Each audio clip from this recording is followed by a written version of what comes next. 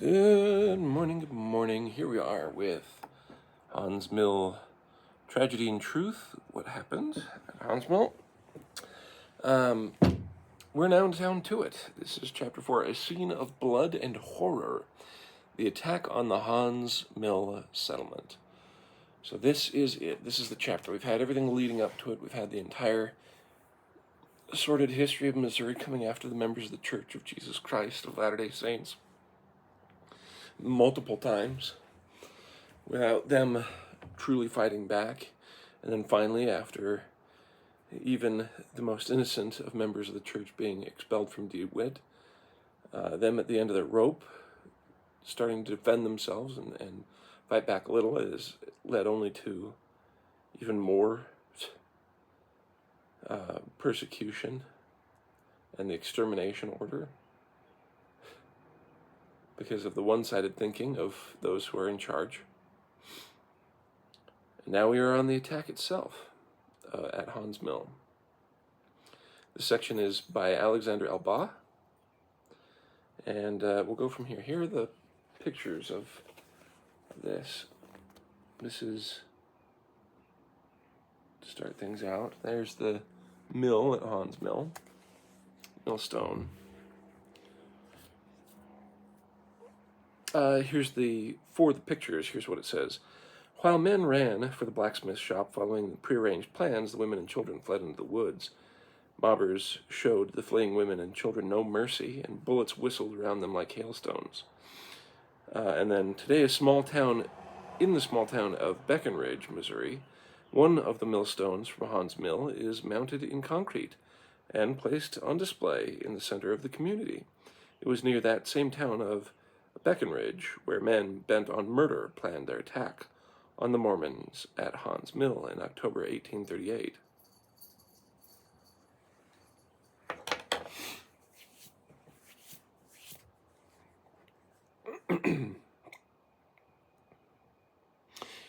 Preparations to attack. On Monday, October 29th, vigilante leaders met at the property of a man by the last name of Woolsey, situated about 8 miles northeast of Hawn's Mill, near present-day Breckenridge in Caldwell County. There, they made final plans to attack the Mormon settlement. By noon the next day, most of the men would comprise the company had assembled near Mooresville in Livingston County, approximately 10 miles east of the mill. The commander of the entire operation was Thomas Jennings, an old-time militia officer. The regiment consisted of between 200 and 300 men, all on horses. Most were residents of Livingston County, Davies, Caldwell, Carrollton, and Chariton counties were also represented. The men were divided into companies, headed by Captain William O. Jennings, Nehemiah Comstock, and William Gee, all Livingston County all Livingston County residents. An additional company led by John B. Comer was made up of men primarily, if not exclusively, from Davies County. These men appear to have been assimilated into one or all three of the companies led by William Jennings, Comstock, and Gee. How dare you run us from our homes after we've run you from yours 3-4 times? Although the operation was planned under the guise of military authority and conduct, the company leaders and the men who volunteered acted without official orders from state officials or militia authorities. It was essentially a vigilante force whose actions were clearly illegal and outside the law. The attackers' approach to Hawn's Mill was through an open prairie along the line between Mooresville and what is today Breckenridge in Caldwell County. About 2 miles from the mill community, they turned south. Here, Colonel Jennings left James Trosper in command of a small number of men to guard a supply wagon and 2 Mormon prisoners who had been captured a few days earlier. And we saw that from last time.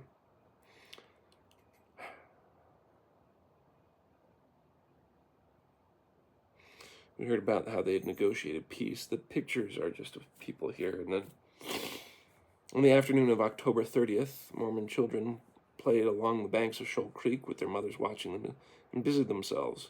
It was a quiet autumn afternoon whose peace was suddenly shattered by the attack. So you have these pictures. There's the peaceable members of the church. That's the branch president who negotiated peace just before the attack. And the mobbers divided into 3 lines and approached Hawn's mill from 3 sides.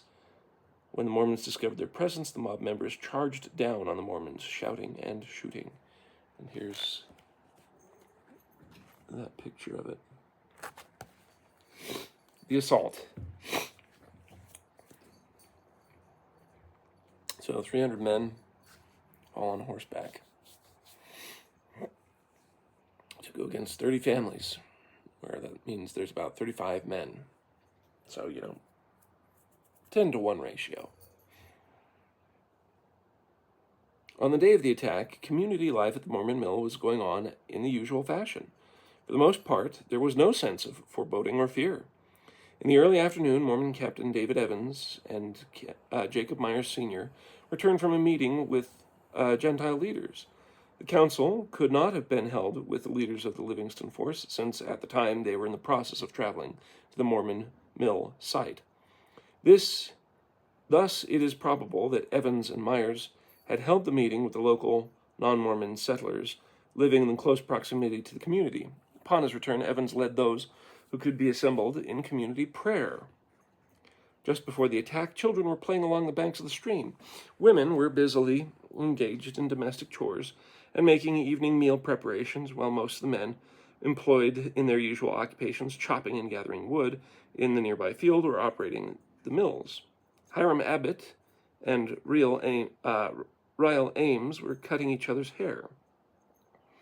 Sometime between 3 and 4 p.m., the vigilante force arrived in the area, stopping just north of the mill, in the heavily timbered area running about 1.5 miles in width and lying a few hundred yards north of the community. They were secluded by undergrowth and were not detected until they began the actual assault. Upon emerging from the wooded area, the militia mob advanced from 3 sides. Jennings aligned his men in the center, directly north, while Comstock and Gee's companies took positions on the east and west. The Mormons at the mill, who could see the approach of the Livingston militia, initially thought that they were some of their brethren from far west. However, the blackened faces and red bandanas and overall hostile appearance soon gave the attackers away, and a white flag was hoisted. Upon seeing the flag, the Missourians, knowing they had been discovered, hastened the attack. You gave us peace. We want peace. We're surrendering. Let's kill them faster. In the book that I read called On Killing, it's an amazing book. It changes how you view things and why. And the reason why is technically the book is about how do you get soldiers to kill people. Okay? And you think, well, why would that be such a great book? That sounds awful. No, it's a really, if that's all you get about how about the book, then you're missing everything. It literally changes how you operate because it shows how people operate in the most stressful circumstances when their brain is operating on their most basic software. And you see it crop up in everyday life all the time. And so one of the most dangerous things that you can have is that you turn your back to your enemy. Is basically one of the most important things you should remember, because as long as you're facing your enemy, they see you as human. And generally speaking, humans don't actually like killing humans unless they're real, truly psychopaths. Most people actually don't enjoy that. They'll shoot above their heads, they'll try and scare them off, they'll try and wound them. They will not try to kill them. That's just kind of the basic instinct of it. Okay? This is why so many people missed in all these different wars for so long. And in that book, they discuss what makes it so that you can be more effective at being able to actually shoot and kill your fellow man and how, etc. But one of those things is if you turn your back on them and if you are farther away from them, these are things that psychologically get in the way of seeing you as human, and so therefore more easy to kill. And one of the first lessons on how is someone able to actually pull the trigger is they just dehumanize them. They think of them as less than human. Now, that's been going on for quite a while in this circumstance in Missouri. And so here they put up a white flag of retreat. If they are of peace, of surrender, and that means they're victorious, the enemy is routed, and especially if they're running away, it makes it a lot easier to mow them down.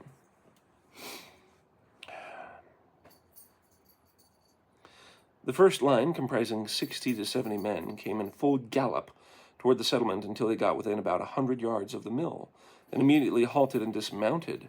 Seeing the superiority of their numbers, David Evans, the community leader and Mormon captain, swung his hat, cried for peace, and called for quarter. His entreaty was not heeded. Nehemiah Comstock fired his gun, signaling to his men to open fire. With the assault underway, Evans ordered the men to run to the blacksmith shop. The surprise attack threw the Mormons into extreme state of confusion, especially the women and children who cried and screamed in excitement and terror, thinking first of the safety of their spouses and children. A few men directed them across the plank, running along the top of the mill dam to the south bank of the Shoal Creek, then encouraged them to retreat farther into the woods. During the fight, the Missourians purportedly fired on the innocent women and their youngsters. While running with one 6-year-old daughter at her side and another girl in her arms, Amanda Smith fled across the dam and up a wooded slope on the other side. The bullets whistled by me like hailstones, she later recalled, and cut down the bushes on all sides of me. Not knowing if Missouri ruffians would pursue them, Margaret Fouts and several other women wandered a considerable distance before they believed they were out of danger. We ran about 3 miles into the woods and there huddled together, she wrote, spreading what few blankets or shawls we chanced to have on the ground for the children. Here we remained until 2 o'clock the next morning. Not all of the women found refuge in the woods. Olive Eames found a cubbyhole under a bluff along the stream large enough to conceal herself and several children. A number of other women fled to nearby cabins, hoping they would not be pursued or discovered.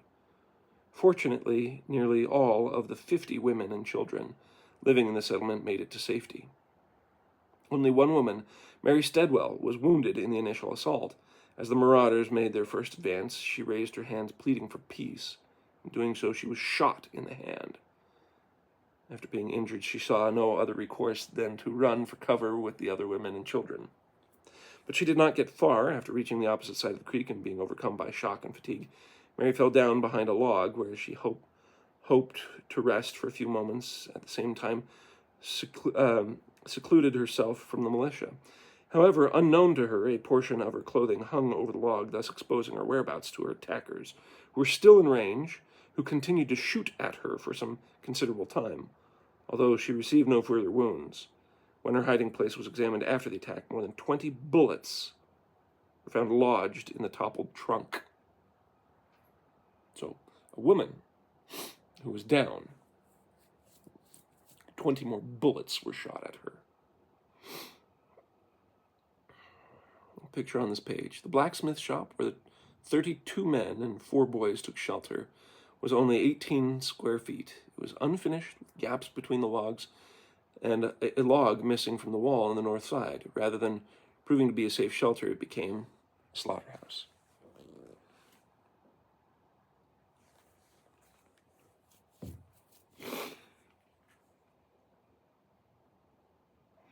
As the fighting commenced, 18-year-old Hiram Rathbun was wounded in his right leg.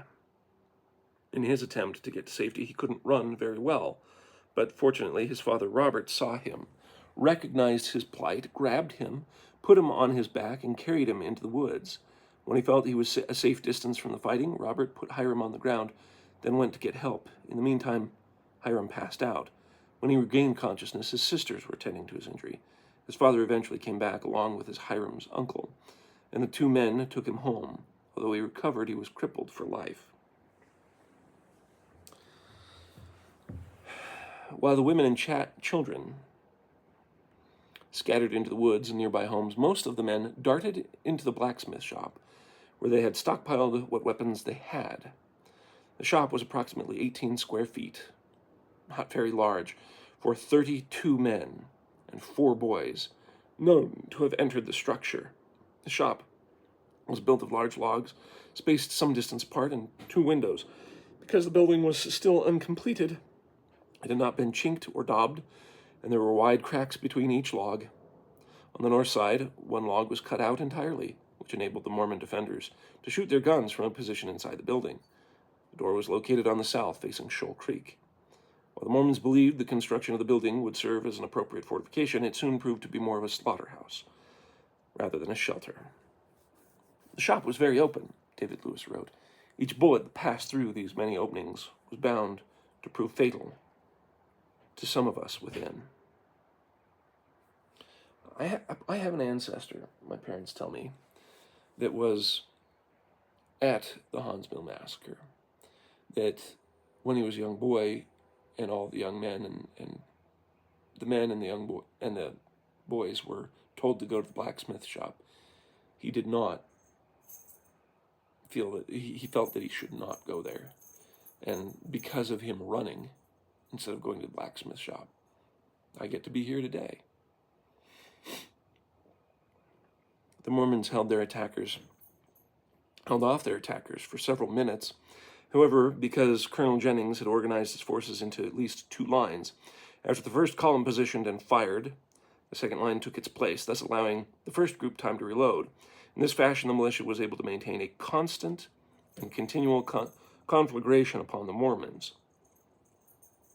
It did not take long for the Mormons to perceive they were not only outnumbered, but they could not successfully defend themselves from their position inside the shop.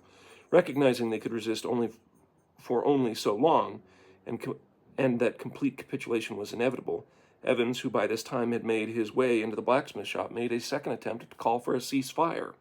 He ran out of the building, exposing himself to the enemy's barrage, calling for peace and soliciting them to desist. Nathan Knight also went out, joining Evans and supplicating for a truce, but all to no effect. During all this time, the Missourians continued their fire. In the process, Knight was shot in the right hand, which caused him to lose one finger and disable another. Rather than get back into the shop, both Knight and Evans made an attempt to escape into the woods across the creek. While Knight was making his break across the mill dam, he was shot in the leg. A third bullet hit him in the back. See? And the ball passing through his body and lodged in the pit of his stomach. Although severely wounded, he continued to escape, making his way over the hill on the other side of the stream, across from the mill, and running about 3/4 of a mile into the woods, where he remained until after the militia left. Evans escaped unharmed. The militia slowly closed in, forming a half circle on the north end of the shop and extending around the east and west sides. As they did so, their fire became more deadly. Several Missourians succeeded in taking sniper positions behind logs and trees within close range and were able to discern the movements of many of the Mormon men inside. About this time, the Mormons inside the blacksmith shop experienced their first injuries and casualties. David Lewis took a position by the west window, but in order to shoot out, he had to step on a block. As he raised himself to that opening, he spied a Missourian who had his gun sighted directly on him, so he ducked back down and dismounted the block. No sooner had he backed down, one of his own comrades stepped up to the window to shoot and was immediately gunned down and killed. The vigilante force eventually succeeded in completely overwhelming the Mormons, thus enabling a few of their men to slip under the Mormons' fire and secure positions directly outside the walls of the shop. Daniel Ashby, one of the Missourians who ordered to move in and secure the building, observed that the man directly ahead of him had made it safely all the way to the outside of the wall by squatting low to the ground.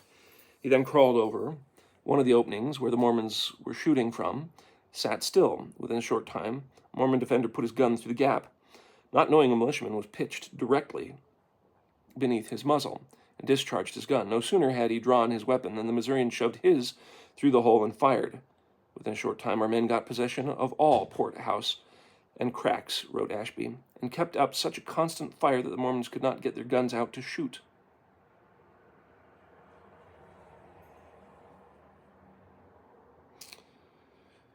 Daniel Ashby, a member of the mob at Hawn's Mill, later told how the mob kept up such constant fire that they couldn't get their guns out to shoot. He then described the attempts of the Mormons to escape the blacksmith shop, saying that many fell in their fight. Ashby would later serve in the Missouri State Senate. There's his document talking about his massacre that he enjoined on the Mormons and would later serve proudly in the Missouri Senate. Seeing no prospect before us but death, the mob manifesting all malice possible, and would not listen to our cries, and seemed determined to murder us all, we thought it advisable for us to make our escape, wrote Ellis Eames. The door, situated on the south side of the shop facing the creek, was the only feasible exit, and fortunately for the Mormons, it was the only side not directly exposed to enemy fire. However, since the Missourians were also positioned on the east and the west, anyone trying to make a break would still be mostly unprotected. It was clear to the trapped men that anyone leaving would be shot at, but it appeared their only hope for survival. Hiram Abbott, Tarleton Lewis, and 2 others were the first to make for the woods. Abbott was hit as soon as he left the door and received a fatal wound. Tarleton Lewis, who was right on his heels, was shot through the shoulder, but not seriously wounded. When George Myers was about to break outside, he observed a Missourian situated behind a tree, leveling his gun at him, forcing him to drop back inside the shop. Recognizing that the sniper was waiting for him to make his move, Myers employed a small diversionary tactic. Using a rifle on one of his fallen associates, he put his hat on the end, and then raised the gun so that the Missourian could clearly see it. Upon seeing the hat, the attacker moved from behind the tree and fired. This gave Myers a chance to aim and fire back. In doing so, he wounded the man, but gave him the opportunity he needed to make his break. After leaving the shop, Myers was hit a little below the right shoulder blade. He made his way across the dam and up the hill to safety. He walked as far as he could, but because of the loss of blood, he was soon forced to crawl. He crawled on his hands and knees the rest of the way to his house, which was located more than a mile from the mill.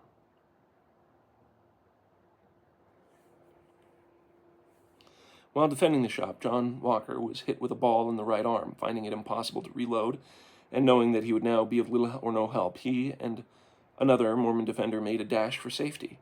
The 2 men ran in short distance down the bank of the creek, bullets whizzing around them the entire time. As the 2 men began to ascend the hill on the opposite bank, Walker's companion, who was just ahead of him, was shot down. Walker, seeking some sort of protection, rushed under some lumber, leaning against the bank. "You are safest here," a voice calmly said to him, and although the boards afforded little protection, he remained there until the militia left. He received no other injuries.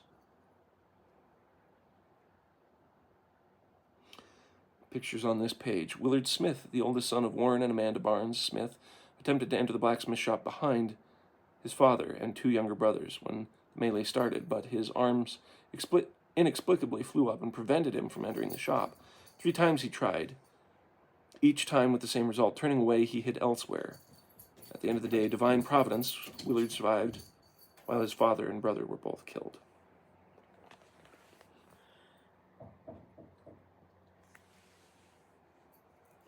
Opposite, on the other page, Thomas McBride, an old man, was wounded in the initial volleys of the blacksmith shop. After being wounded, he ran and hid across Shoal Creek. Jacob Rogers, one of the mob, discovered him and brutally killed him with a corn knife.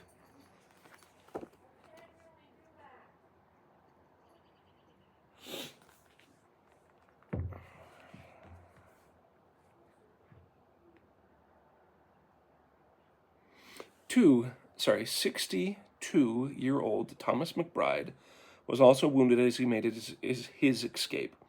Yet in spite of his injuries, he was able to make his way back to a deserted cabin where he hid in the cellar. He was later found by 11-year-old Willard Smith, still in the cellar. When the fighting broke out, Willard made an attempt to go into the blacksmith shop with his father, Warren, and 2 younger brothers, Sardius and Alma. but were prevented from doing so. Seeking protection, the young boy crawled under the pile of timber where he was shielded temporarily, but soon discovered by the militia, who began shooting at him. "I crawled out and ran to an empty house on the slope near the pond," he wrote. "Here I found Father McBride, who had been wounded and had crawled into a potato cellar under the floor of the house," he continued. He begged for a drink of water and to be helped out of the cellar. In spite of the danger, the lad ran to the mill pond, where he was deliberately fired at. The bullets spattered in the water like hail, yet he succeeded in getting the water and returned to the cabin without a scratch. Willard warned McBride he was sure to be discovered by the mob if he remained in the house, but the old gentleman chose to stay. Willard made him as comfortable as possible and made his own way to safety. McBride was later discovered by Jacob Rogers of Davis County. Rogers demanded the Mormon step outside and surrender himself and his gun. McBride did so, expecting to be taken prisoner. But instead, Rogers shot him in the chest with his own weapon. This did not finish the old gentleman off, whereupon Rogers, using a corn cutter, brutally slashed and mutilated McBride's head, face, and shoulders, and hands, nearly cutting off several fingers as well as an ear. McBride was then left dying in the creek.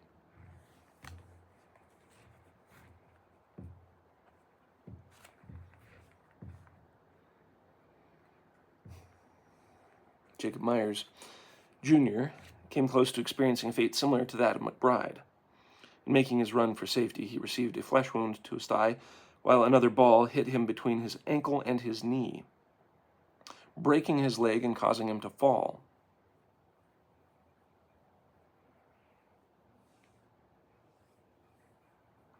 This gave several ruffians time to catch up with him. One of those ruffians was apparently Jacob Rogers, who had just finished off McBride, and intended to do the same to young Myers. However, just as he was about to kill Myers, one of his Confederates called out to Rogers, telling him that if he killed the injured Mormon, he would shoot him. Oh! At least one person understood what I'm sorry. I have thoughts for Jacob Rogers.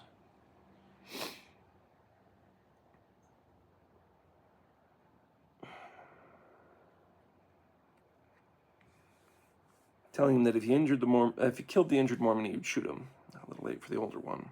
Then running up to the two men, the unknown man said that Myers was a damned fine man, for he had ground many a grist for him. With that, Rogers left Jacob alone. Strangely enough, two members of the Livingston militia later carried Myers to his home, where they threw him on the bed and hurried out the doors, as though they expected to be shot the next moment. Nope, that would be their conscience, probably. If they were, well, maybe not their conscience, but the fear of being seen by their other militiamen helping, member of the church.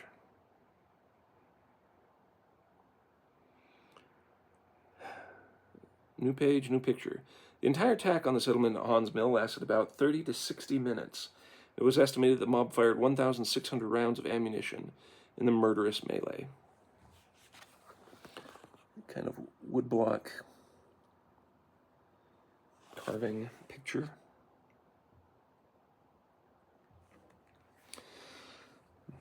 The last 5 Mormon men known to leave the shop were David Lewis, Isaac Lenny, Jacob Potts, William Yorkham, and Benjamin Lewis. David Lewis made his break alone. At first, he thought he would surrender, since some time before the attack he had been sick and was in a weakened condition, and he knew he would not be able to make a quick escape. However, after exiting, he found himself directly in the line of fire, so he immediately changed his mind, went down an embankment, crossed the stream, ascended a steep bank on the opposite side near Hawn's house, then headed south to his own home, a quarter of a mile from the main community.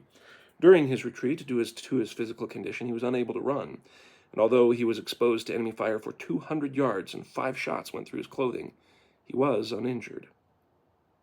Isaac Lenny made a harrowing and miraculous escape. When he and his companions left the shop, they were fired on at the range of only 20 to 25 yards. Think of a football field and how short that is.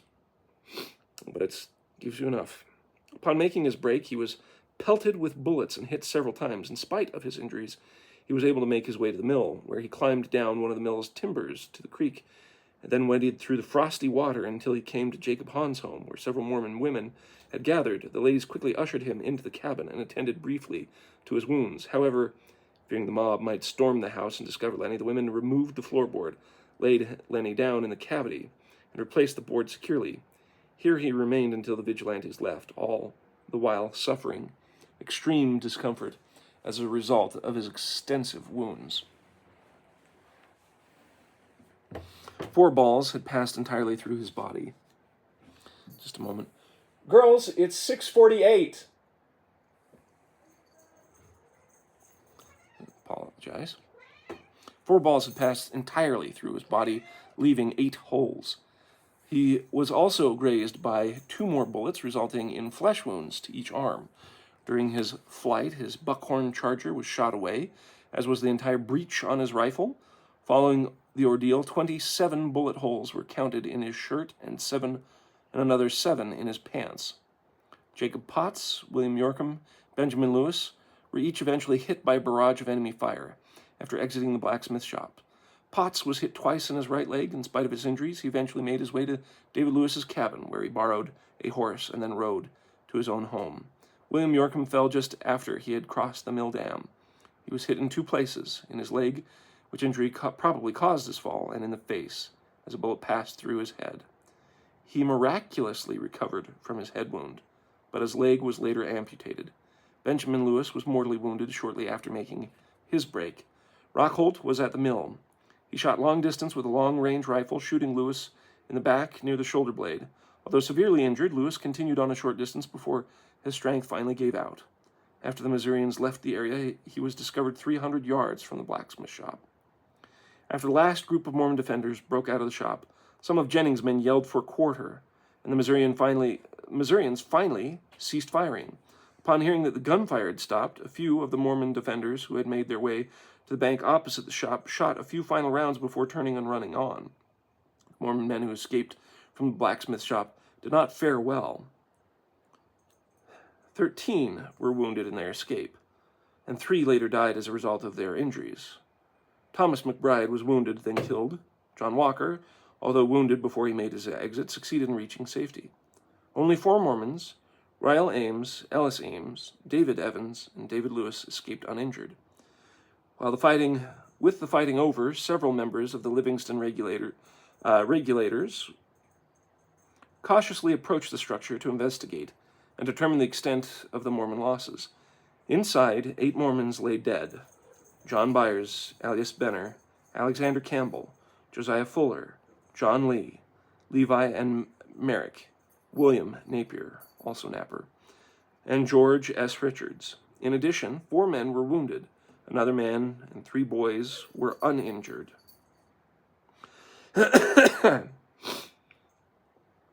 So, left are 4 men that were wounded, another man, and 3 boys, having concealed themselves as best they could, hoping they would not be discovered. Once inside, the Missourians continued their hostilities, abusing the wounded who appeared to be close to death and killing others. 3 of the most severely injured were Simon Cox, Austin Hammer, and Warren Smith. Warren Smith. Cox, the first Mormon to be wounded in the attack, received several balls in his midsection. Hammer was hit in several places, 2 shots having broken both his thighs. Warren Smith, who was the worst off of the 3, was almost dead. Recognizing all 3 men would not likely live long due to the extent of the injuries, the vigilantes began stripping them of their clothing and boots. William Mann of Mooresville Township in Livingston County was particularly brutal with Warren Smith.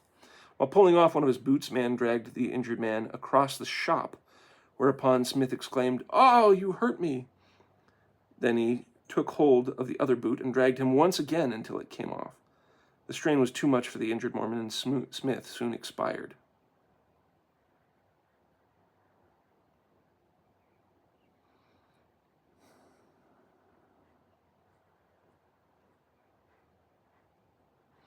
Little could Austin Hammer have imagined when he bought his land along Shoal Creek that the excitement of the new beginnings would have such tragic endings. Austin Hammer was among those killed at Hawn's mill and buried in the well.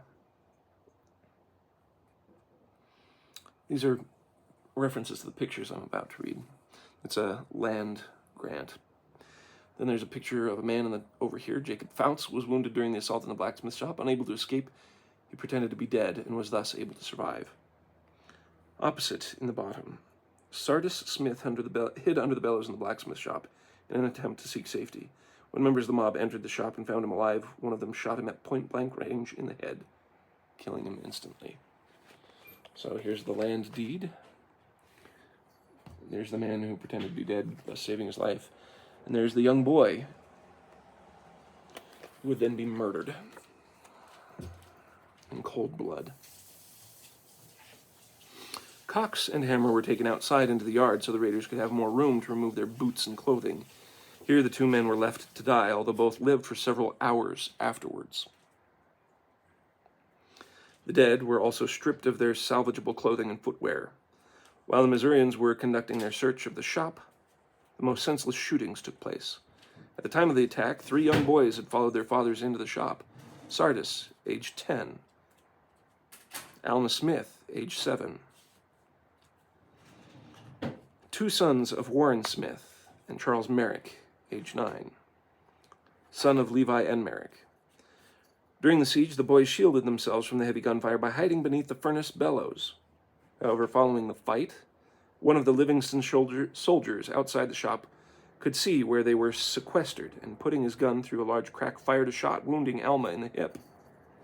Upon further investigation while inside the building, the Missourians found all 3 boys. The Merrick boy tried to escape, making a break through the open door. As he ran outside, he was fired upon, receiving a load of buckshot and at least 1 ball, resulting in 3 wounds. He never recovered from his injuries and died 4 weeks later. While cowering and trembling, Sardis pled for his life. A heartless and inhumane ruffian put the muzzle of his gun to the boy's ear, discharging his weapon at point-blank range, literally blowing a portion of his head off. The 3rd boy, Alma, though wounded, feigned he was dead, lying perfectly still until the men were gone. When the Missourians stormed the building, 2 Mormon men were still alive and initially eluded detection. Jacob Fouts, who had been wounded in the thigh, could not make his escape with the others, so when the ruffians came in the shop, he lay face down on the ground and pretended to be dead. His pockets were robbed, and one man put his arm under him, hoping he had a pistol he could steal. He also overheard Sardis Smith's pleading, followed by the cracking of the guns that took the boy's life. William Champlin was not only alive, but was in fact completely unharmed. Earlier, when the decision was made to abandon the blacksmith shop, he chose to remain inside rather than face what was sure to be a barrage of bullets. To protect himself from detection, he drew several of the dead bodies on top of him to make it appear as if he was one of those killed. Champlin was eventually discovered but was not harmed. A Livingston militia later reported the following fight. They found one man in the house of the blacksmith shop not hurt, who had fallen down in the early part of the action and was covered with the slain. Champlin was taken prisoner, and he was held for 3 days before being released. The entire assault on the mill lasted between 30 and 60 minutes. Joseph Young estimated that Missourians shot some 1,600 rounds at the Mormon defenders during the attack. The amount of the Mormon firepower would have been considerably less, as evidenced by the fact that only 3 Missourians are known to have been injured in the actual encounter. John Hart, a Livingston resident, was wounded in the arm. John Renfro had his thumb shot off. Alan England, a citizen of Davis, was the most injured, being severely wounded in the thigh. One thing they don't mention here is that Alma Smith, having a gun to his head, pleading for his life, and after he was shot, the man who did the deed was told off by another one saying, "Why did you do that? You didn't need to do that." And he spat on the ground on his body and said, "Nits make lice."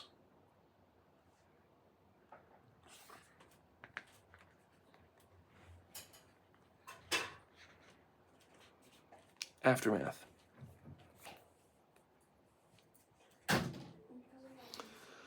Following the attack, with the exception of a few women and children who were hiding in the woods or in an isolated cabin, the community was nearly completely deserted. The militia mob spent about an hour plundering most of the abandoned Mormon homes and wagons, taking furniture, bedding, household articles, clothing, tools, guns, farm animals, horses, and any money they could find. Olive Eames observed the mob activities from her hiding place.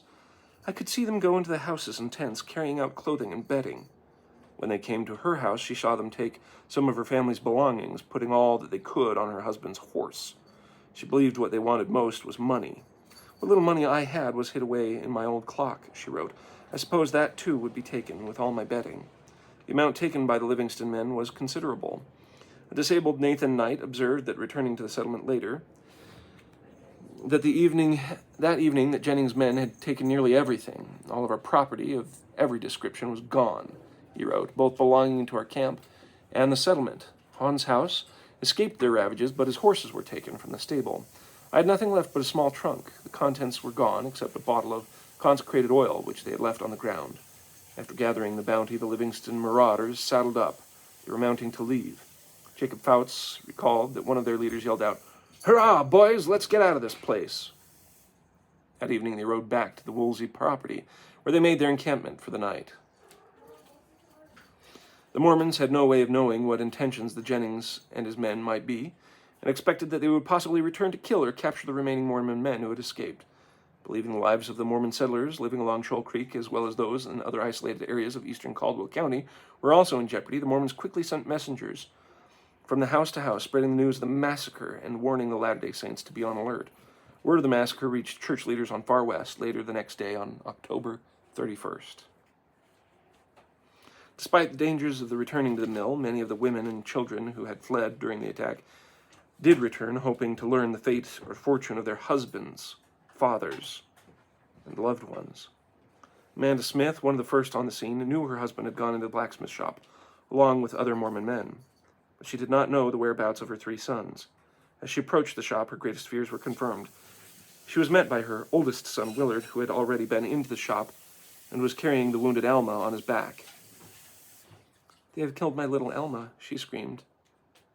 "No," replied Willard, "but Father and Sardis are dead." He then begged her not to enter the shop, but to attend to Alma's injury. The wounded boy was taken by his brother back into the tent that had served as a temporary shelter for the immigrant family. Her tent had been looted, and even the ticking cut and straw strewn about.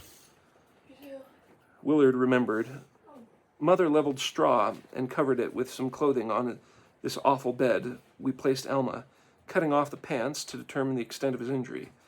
Alma discovered that her son's entire hip, flesh, bone, and socketed joint had been completely shot away. Throughout the evening and into the morning hours, she performed a crude but effective operation using what articles were available to her. After washing the wound using a pungent lye solution, she made a thick poultice from the roots of a slippery elm tree, then filled the contusion with a dressing that covered the entire wound with a linen bandage. The next day, Alma and her 4 children were invited to move into the home of another Latter-day Saint family. Here, for the next 5 weeks, Alma recuperated while lying flat on his stomach. The boy subsequently experienced a full and miraculous recovery. What details they don't put in here is that, remember, this Amanda Barnes Smith, she's the wife of Brother Smith, who was killed in the blacksmith shop. Alma, who had his hip destroyed, and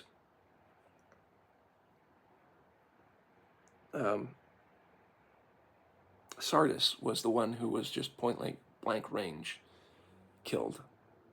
So she was the now widowed wife and mother of these children that were killed and wounded. And what they don't tell you is that she had no idea what she was doing. She had no medical training. She literally just prayed to God to help her. And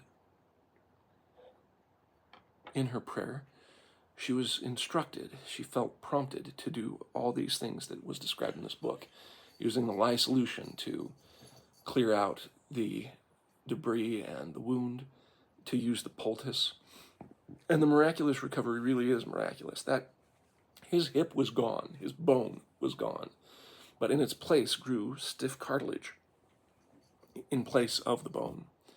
And he was able later to recover. And here are the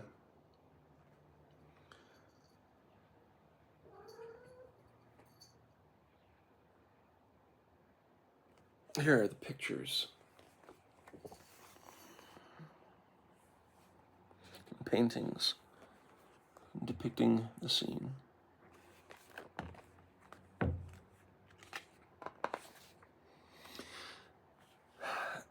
The pictures on this one.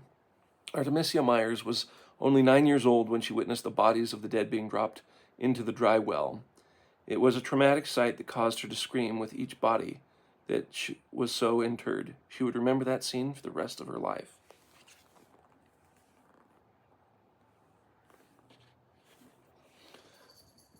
Fearing that the mob would return at any moment, and with the ground frozen, the saints decided to inter the dead bodies in the dry well. Sardis Smith was one of the last to be placed in the well. None of the men could bring themselves to bury the boy. So his mother and brother placed the boy in what Amanda described as a rude vault.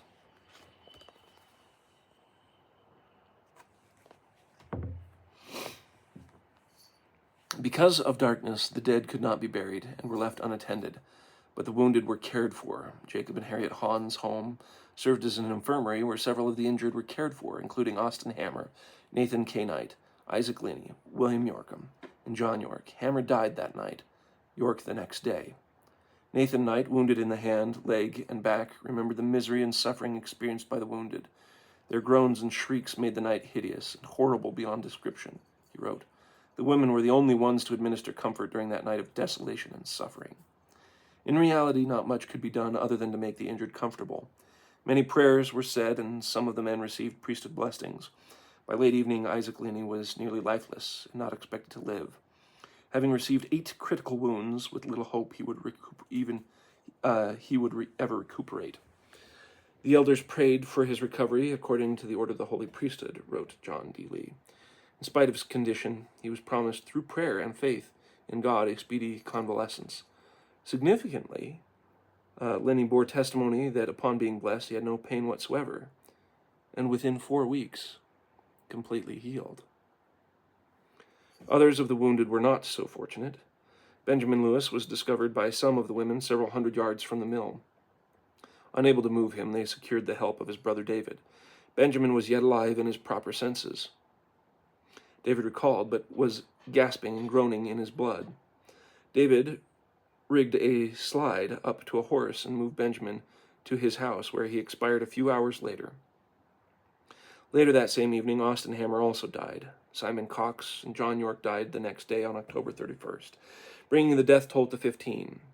17 others were known to be wounded, 2 of whom, Hiram Abbott and a 9-year-old, Charles Merrick, both died a few weeks later. The remaining 15 eventually recovered. Although Hiram Rathburn was crippled for the rest of his life, 2 men, William Yorkham and Jacob Myers Jr., each had a leg amputated.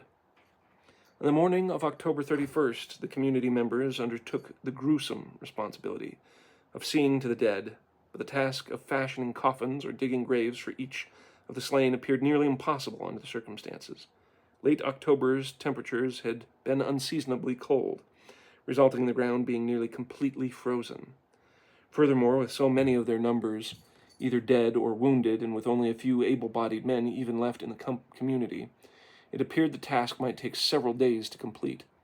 But the Mormons felt they did not have much time. Every moment we expected to be fired upon by the fiends who we supposed were lying in ambush, awaiting the first opportunity to dispatch the remaining few who had escaped the slaughter of the preceding day, wrote Amanda Smith. Believing Jennings and his mob militia were subject to return at any moment, the survivors decided to inter the bodies in the most expedient way possible.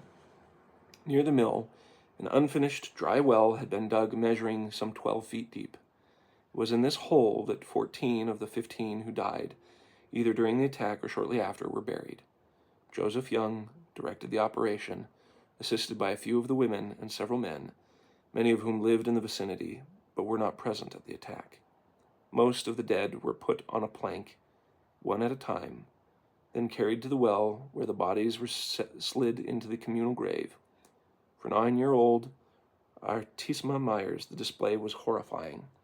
Every time they brought one and slid him in, I screamed and cried.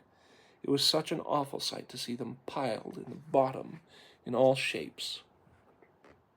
David Lewis recalled that this was the most heart-rending scene that my eyes have ever witnessed. The body of 10-year-old Sardis Smith was the last corpse to be put in the common sepulchre.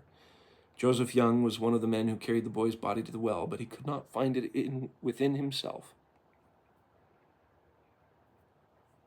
to put the youngster in with the others, so he laid him on the ground beside the open grave.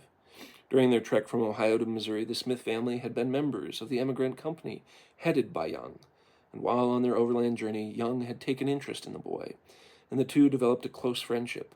Thus, when it came time to dispose of the body, the tender-hearted man could not perform the last rite. Upon learning that her son remained unburied, Amanda Smith cried, "Oh, they have left my Sardis unburied in the sun," then ran and covered her little boy's remain with a sheet. There he remained until the next day, when Amanda, along with her oldest son Willard, returned to dispose of the body. "I threw him into this rude vault, along with the others," she wrote, "and then covered the grave as well as we could with straw and earth."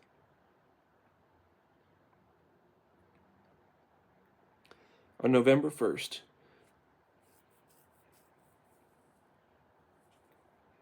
shortly after the communal grave had finally been covered, James McBride, the 21-year-old son of the slain Thomas McBride, came to Hawn's mill. The McBrides lived a short distance from the community, and on the day of the siege, James was to have been on guard. However, he was ill that time, so his father volunteered to take his place and was on duty when the attack occurred. When word of the massacre reached the McBride home, James fled into the woods, believing the marauders would likely extend their hostilities against any remaining Mormon men living in the immediate area. He remained in seclusion for nearly 2 days, then decided to go to the mill to investigate the scene. He left a poignant recollection of his experience. About the first day of November, being tired of lying in the woods, I concluded to venture a trip to the mill. I was anxious to see the grounds on which the slaughter took place, and learn, if possible, the general situation of affairs. Accordingly, with feelings that I cannot here describe, I slowly wended my way to the spot. I walked over the ground, noticing here and there the blood-stained earth, and seriously reflecting on our then sorrowful situation.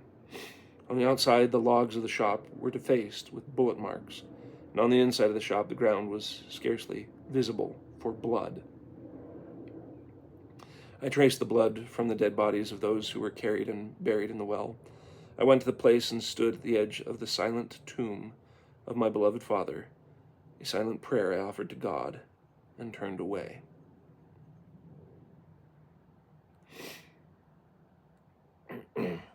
Not every Missourian was a murderous mobber. Lucy Walker remembered a young Missouri officer who rode into their camp and led them to shelter and safety. So she recalls that not everyone in that mob was murderous. A very small consolation. 14 of the victims killed in the attack at Hawn's Mill lie interned in a well, the location of which is no longer known with certainty.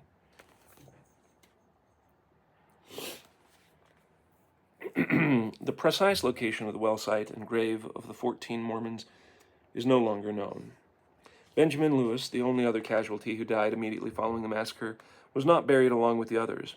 He was buried the day after the massacre by his brother David, who dug a hole in the ground, wrapped him in a sheet without a coffin, and buried him.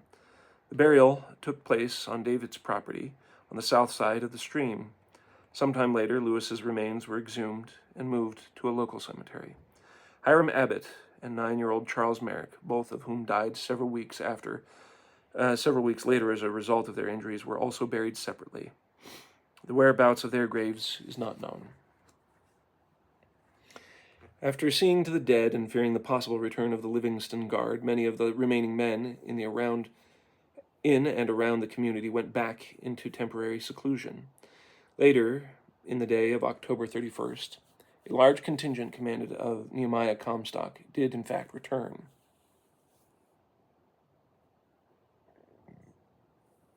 One Mormon remembered that the triumphant marauders entered the Mormon village and fired their guns and bellowed their bugle and frightened the neighborhood, but did not kill any more.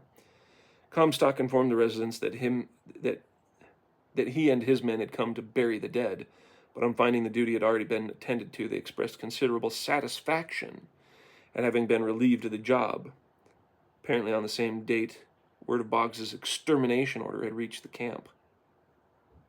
Oh, only after they had committed this butchering. Then they get word that the extermination order,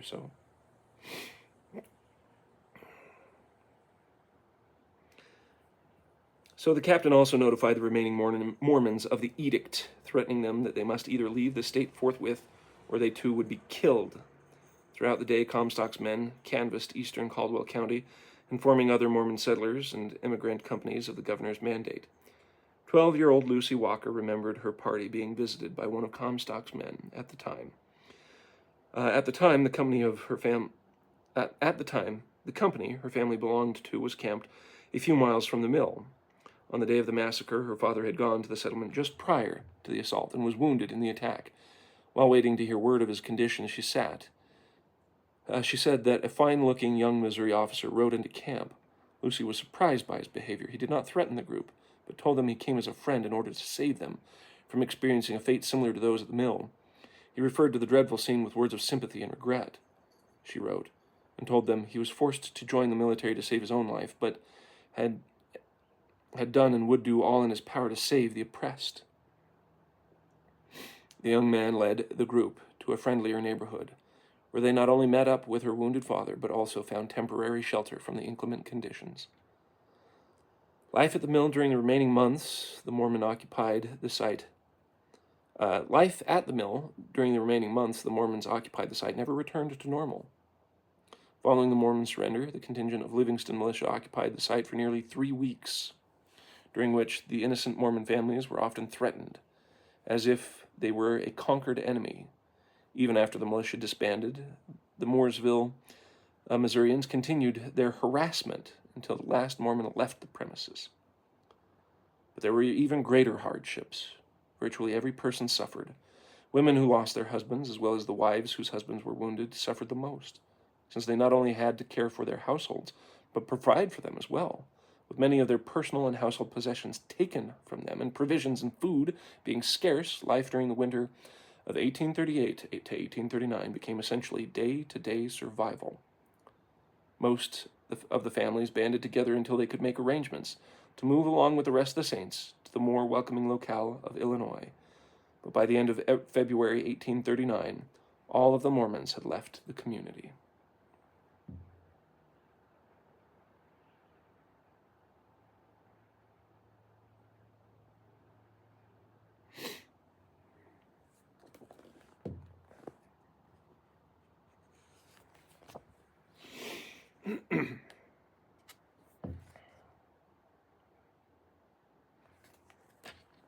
Well, this was the hard chapter to get through.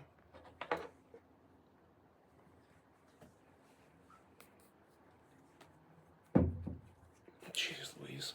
I think we all think of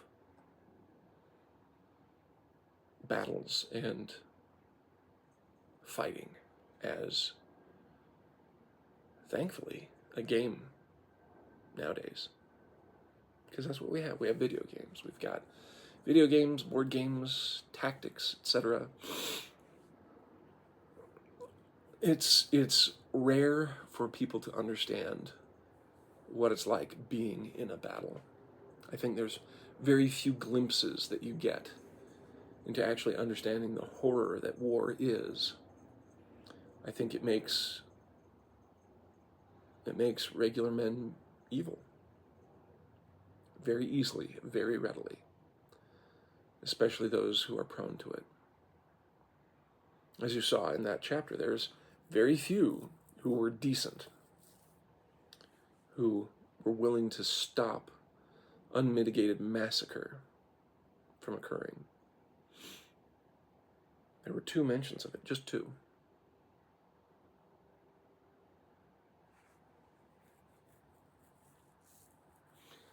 I think it's important to take the stories like this and remember them. We have movies to aggrandize situations and examples and other things like that, but when it comes down to it, it's not a pretty thing.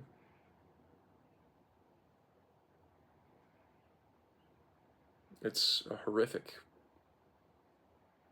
thing. And so when people idly go to a service member and say, thank you for your service, it's a start. For people who actually live through any type of fighting, any type of actual life-threatening, true barrage,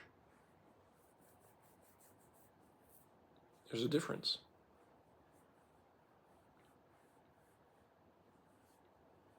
And so I would hope that a majority of us will never have to actually go through anything like this. That's my hope, that such tragedies could be done away with.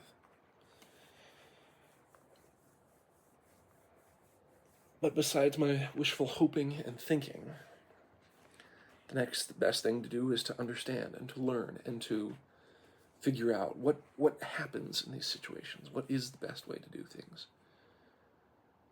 Most of those who survived were the ones who were able to run, to get away, to find cover, even if they were shot at, even if they were wounded. With overwhelming forces, 10 to 1. 10 to 1.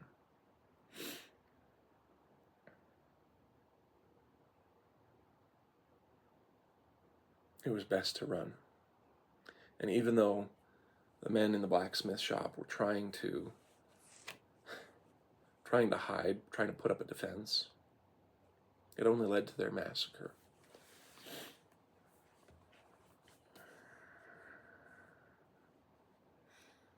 So it's interesting. I think any type of training to understand tactically, if you're able to keep your mind, assess what's truly going on, and to tactically make right decisions, I think that's the second best thing you can do. Because if you know that you are absolutely outnumbered, running, hiding, that'll be the best thing to do. Pretending to be dead, etc. On the other hand, if you are the one to outnumber the attacker, or you have the ability to defend yourself from like a single attacker or something like that, being able to properly assess the situation is probably the best thing to do. There is a lot of notes on this section. I'll breeze through it and see if there's anything that has anything, pardon me, if there's anything that has needed information. This is a serious topic. It's not fun at all, obviously.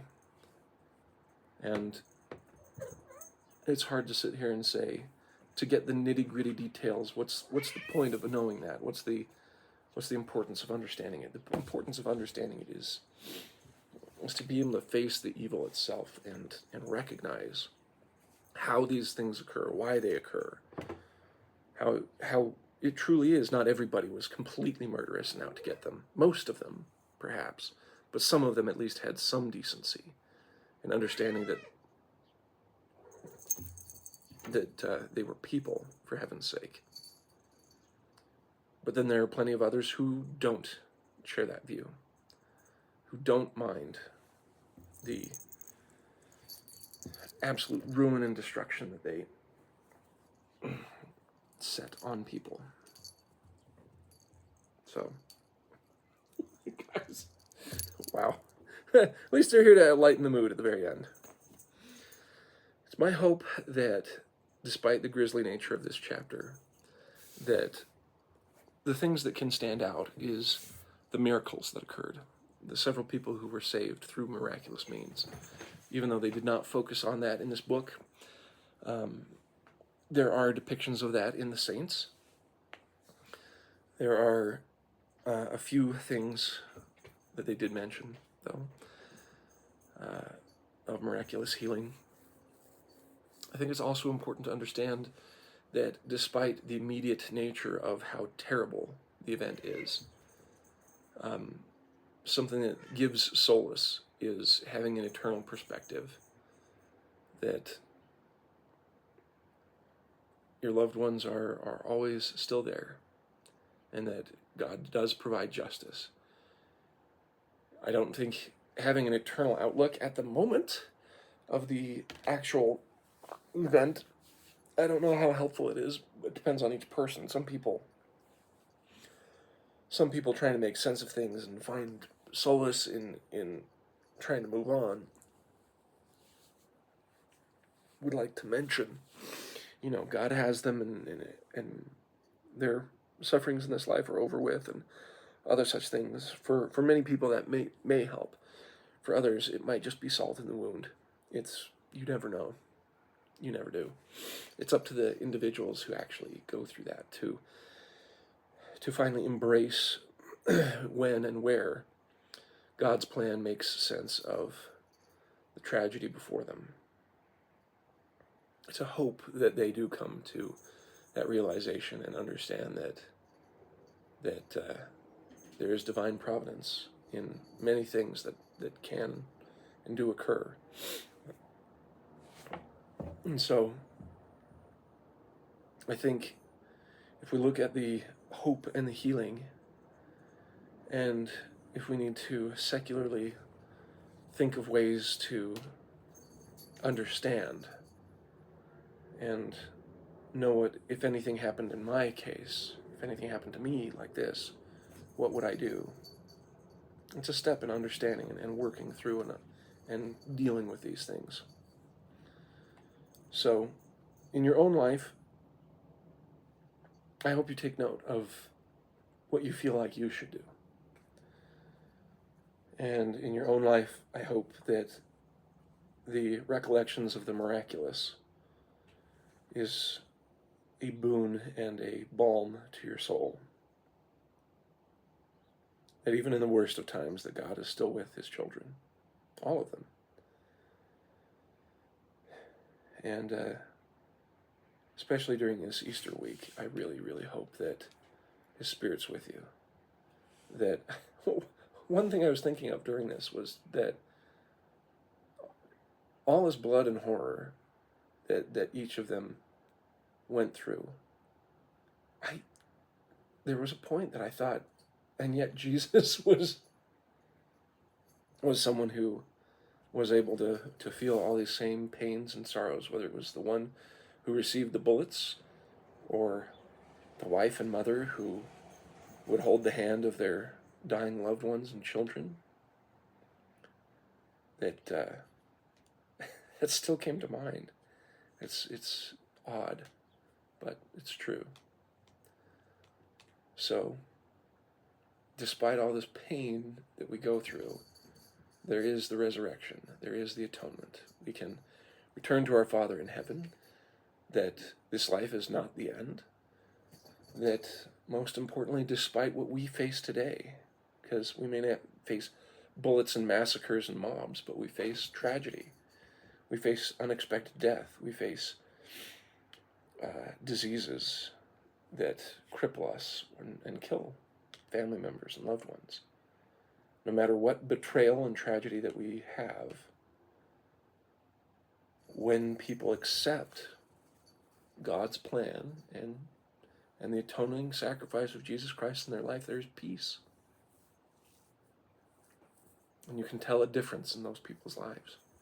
So I hope that you reflect on these things, and I hope that you find that peace and light in your life.